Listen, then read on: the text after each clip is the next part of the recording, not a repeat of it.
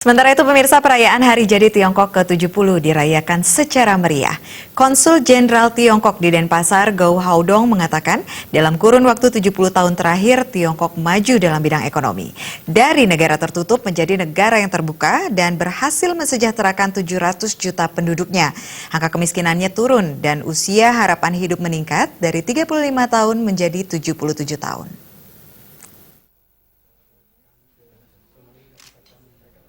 Perayaan 70 tahun Republik Rakyat Tiongkok diawali tarian Tarunajaya yang dibawakan oleh seniman tari asal Buleleng dan dilanjutkan tarian ular naga. Konsul Jenderal Tiongkok di Denpasar, Gou Haodong mengatakan kemajuan Tiongkok terjadi di era kepemimpinan Deng Xiaoping. Setelah menggantikan Mao Zedong menjadi titik balik karir Deng Xiaoping, dia menjadi orang nomor 1 di Tiongkok menggantikan Mao pada 1978. Deng menggagas reformasi Cina bernama Gaige Kaifang, yakni reformasi dan keterbukaan dengan sistem pasar sosial. 4 pilar modernisasi kali ini adalah pertanian, industri, teknologi, dan pertahanan, menjungkir balikan slogan sama rata sama rasa. Jelas ini sesuatu yang haram di era sebelumnya. Deng menilai seseorang harus dihargai berdasarkan kemampuan dan kerja kerasnya. Hal ini bisa memotivasi rakyat sehingga Tiongkok menjadi negara maju di bidang ekonomi.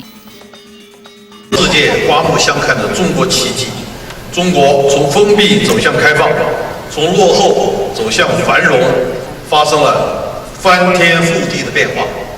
从97.5%下降到1.7%，2020年间全部摆脱贫困。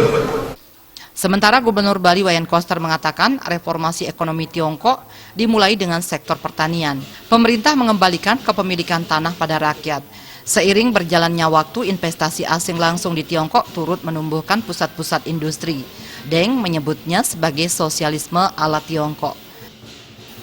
Koster memuji slogan pemimpin Tiongkok Deng Xiaoping yang bisa dicontoh Indonesia termasuk Bali.